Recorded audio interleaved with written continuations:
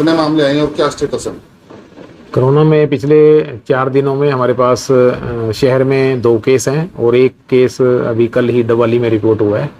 तो अभी जो तीनों केस हैं, एक की गुड़गांव से पॉजिटिव होकर यहाँ आइसोलेशन के लिए आए हुए हैं। दूसरा जो मरीज़ हमारे निकला है वो उसकी दिल्ली से ट्रैवलिंग की हिस्ट्री है। और तीसरा जो पेशेंट डबवाली का है वो बठिंडा में किसी प्राइवेट अस्पताल में इलाज करा रहा था किसी बीमारी के लिए, वहाँ वो पॉजिटिव पाए गए। तो अब तीनों के हालात कैसे हैं सर? तीनों बिल्कुल ठीक हैं, होम आइसोलेशन पे हैं। और एक पहले मरीज को तो अभी उसका साइकिल भी पूरा हो गया, जो 7 दिन का आइसोलेशन है। तो बिल्कुल उनके साथ रहने वाले लोगों के भी टेस्ट किए गए हैं, वो सभी ठीक पाए गए हैं और नेगेटिव हैं और उनमें कोई लक्षण नहीं नजर आए।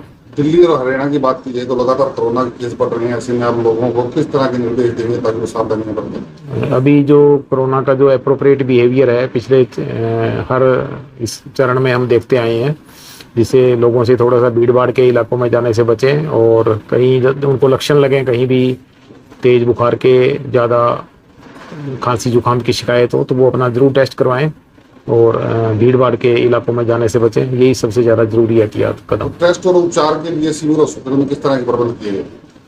हमारे पास यहाँ पे अभी RT-PCR और रैपिड एंटीजन टेस्ट दोनों तरह के टेस्ट किए जा रहे हैं। अगर कोई अपना टेस्ट करवाना चाहे जिसको लक्षण है, तो लक्षण के आने पर ही हम उसको टेस्ट कर रहे हैं। और वो होम आइसोलेशन पे भी ठीक हो सकता है और अपने खुद के जो परहेज हैं या जो सामान्य दवाएं हैं जो बुखार की और एंटीबायोटिक्स, वो घर पे भी ले सकता है। अगर यदि कोई गंभीर रूप से अगर ग्रसित है तो उसको यहाँ पे अस्पताल में एडमिट करने की सुविधाएं हैं। और साथ के साथ प्राइवेट अस्पतालों को भी हिदायतें दी गई हैं कि वो किसी भी तरह का कोई मरीज को लक्षण है तो वेंटिलेटर है, ऑक्सीजन सपोर्ट है, दवाएं हैं, वो सब ले सकते हैं। सर, सुविधाओं की बात करें तो सिरसा के नागरिक अस्पताल में किस तरह के प्रबंध हैं? आइसोलेशन वार्ड, फ्लू कॉर्नर, क्या क्या सुविधाएं? अभी सिरसा के नागरिक अस्पताल के जो ट्रॉमा सेंटर में हमारा फ्लू कॉर्नर है, वहाँ लगातार मॉर्निंग में सैंपलिंग भी हो सकती है और मरीज अपना परामर्श और उपचार दोनों ले सकते हैं। भर्ती होने वाले मरीजों के लिए हमने यहाँ 10 बेड आरक्षित किए हुए हैं। वहाँ पे अभी वेंटिलेटर की सुविधाएं भी प्रदान कर दी जाएंगी यदि आवश्यकता हुई तो। ऑक्सीजन के लगातार प्रबंध हैं, प्लांट हमारा चल रहा है, बड़े सिलेंडर, छोटे सिलेंडर, उस तरह की सभी सुविधाएं हैं। लेकिन अभी तक किसी मरीज को ऑक्सीजन सपोर्ट पे नहीं डाला गया है। सर, देखा जा रहा है अक्सर कि जो कोरोना के मरीज पाए उनकी ट्रैवल हिस्ट्री होती है, तो क्या बाहर से आने वाले लोगों पर निगाह रखी जा रही है या उनके सैंपलिंग लिए जा रहे हैं? एहतियातन तौर पे भी लक्षण आधारित अभी जांच हो रही है। जिसको भी लक्षण आ रहे हैं वो खुद भी जांच करवा सकता है या हमसे कोई परामर्श या सहायता मांग सकता है। अभी तक तो जो गाइडलाइंस है उसके हिसाब से लक्षण आने पे ही हम उसकी जांच कर रहे हैं। 3 केस आए हैं, सब में महिला है या बच्चे हैं? उनमें 1 पुरुष है, 2 महिलाएं हैं। इनके कॉन्टेक्ट में जो लोग आए हैं क्या उनकी भी सैंपलिंग? हाँ, उनकी जांच कर दी गई। उनके घर आसपास रहने वाले करीब 15 लोगों की जांच की गई है, वो सभी नेगेटिव, कोरोना नेगेटिव पाए गए हैं। तीनों यही सिरसा के हैं? अब वो बाहर से गुड़गांव में एक मरीज हैं, वो रहते वहीं थे, तो यहाँ होम आइसोलेशन के लिए अपने घर पे आ गए हैं।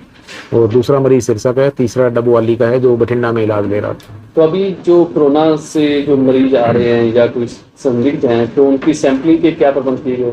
सैंपलिंग के लिए सर अभी हमारे यहाँ पे फ्लू कॉर्नर में ऑन कॉल सैंपलिंग है। वहाँ पे जैसे भी मरीज कोई कहता है कि मुझे सैंपल लिए जाएं या हमें लगता है कि वो अति गंभीर श्रेणी में है वो, तो उनको जांच के लिए हम प्रेरित करते हैं और जांच की जाती है। क्या आप लोगों से अपील करेंगे?